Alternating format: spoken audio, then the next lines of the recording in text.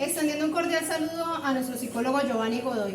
En esta ocasión queremos presentar algunas partes y algunas funciones del cerebro. También queremos hablar de algunas patologías o enfermedades mentales.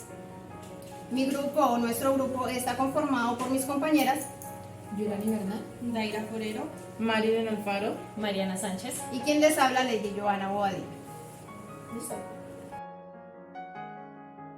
Buenos días, mi nombre es Daira Forero y hoy les vengo a presentar las partes del cerebro. Ahora vamos a empezar con la parte del cerebro externas. Esta apertura es la fisura longitudinal. Está el hemisferio derecho y el hemisferio izquierdo. Lo que une el hemisferio derecho con el hemisferio izquierdo es el cuerpo calloso.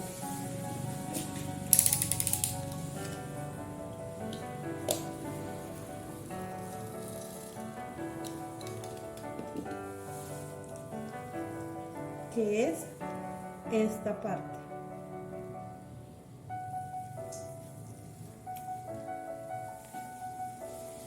Ahora les voy a explicar un poco sobre la meninge. Está la dura madre, que es esta tela que vemos aquí.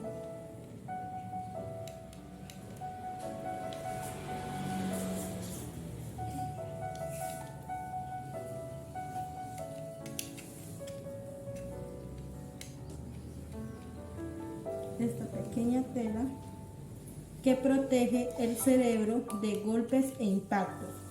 Y está la pía madre, que es totalmente transparente,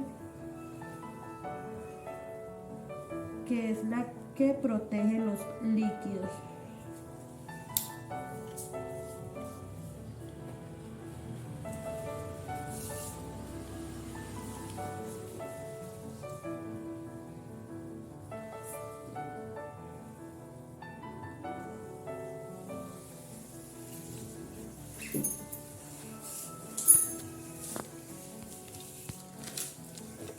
Después de haber explicado las meninges, vamos a hacer un corte horizontal para poder ver más lo interno.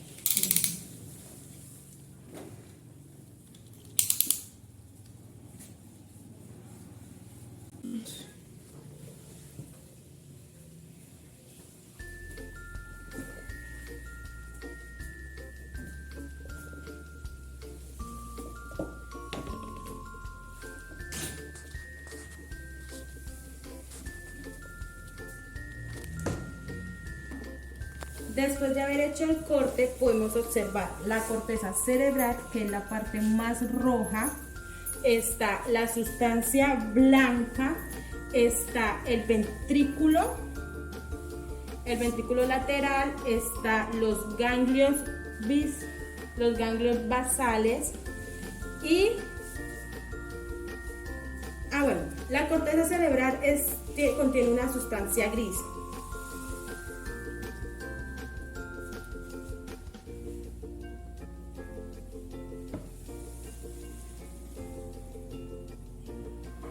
También tenemos el tercer ventrículo de la parte de abajo y tenemos el diencéfalo,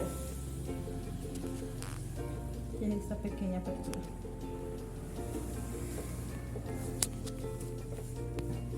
También podemos observar las diferentes caras. Está la cara lateral, la cara medial y la cara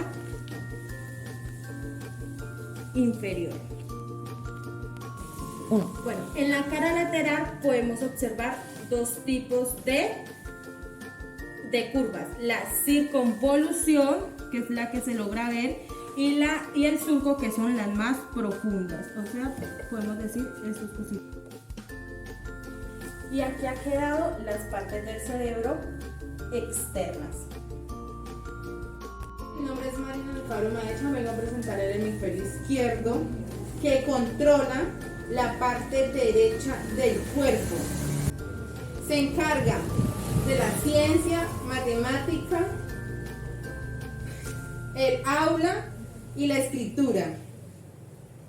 Se encarga de la extremidad derecha inferior superior.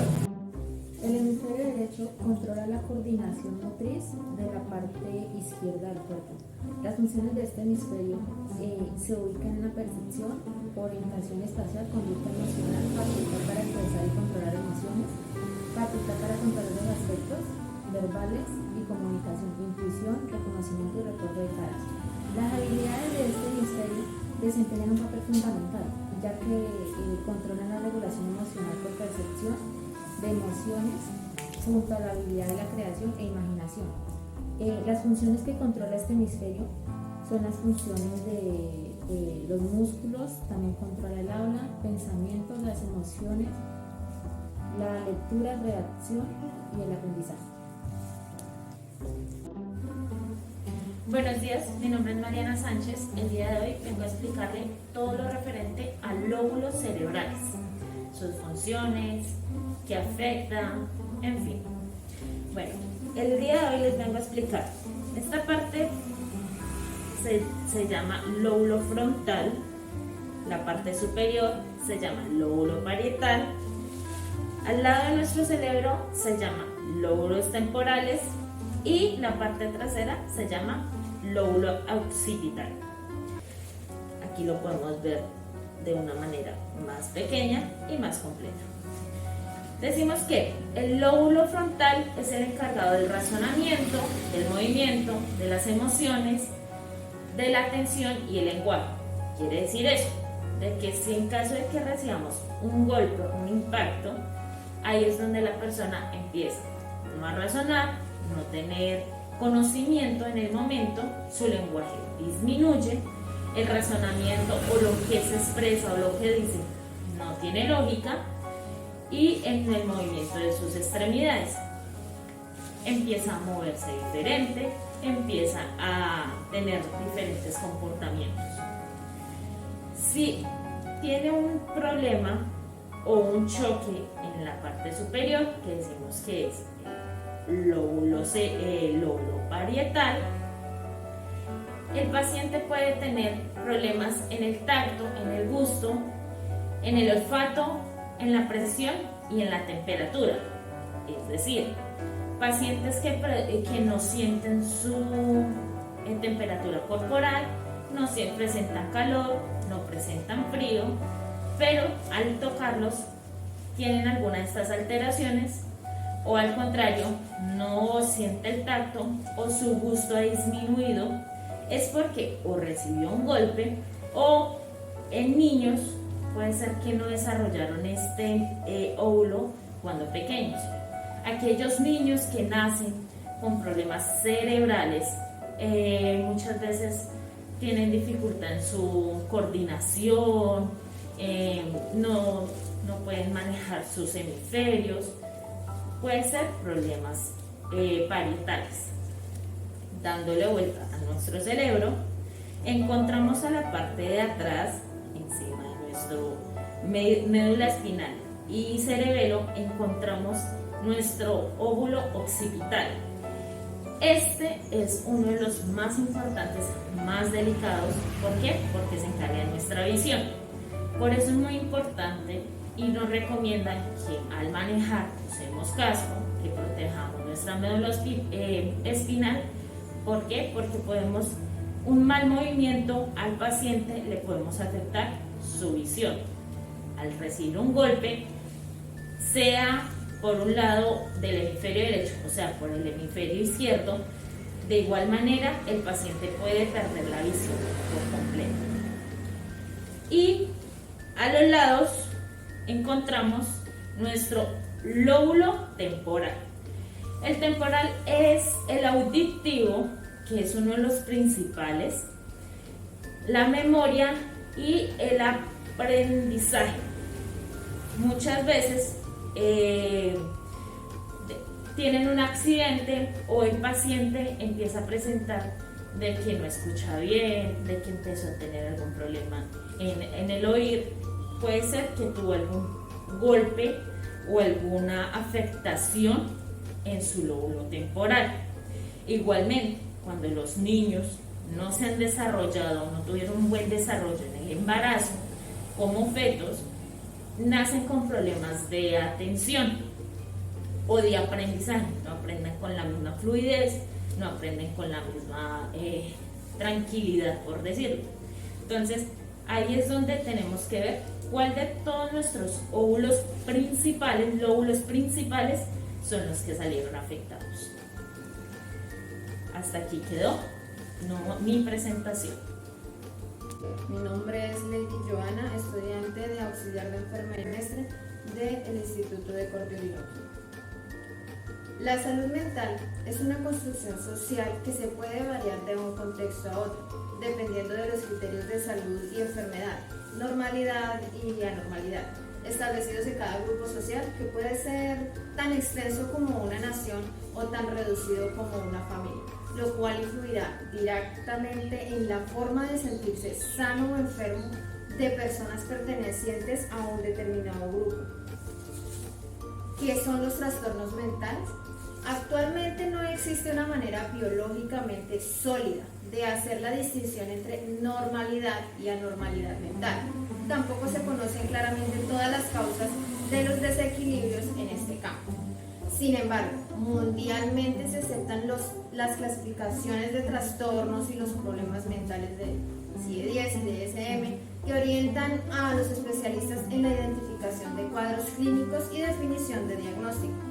El diagnóstico de un trastorno mental, su tratamiento y pronóstico dependen de la forma como se agrupan determinadas formas de pensamiento, percepciones, sentimientos, comportamientos relacionados como signos y síntomas, atendiéndose a diferentes aspectos como su duración, coexistencia o intensidad.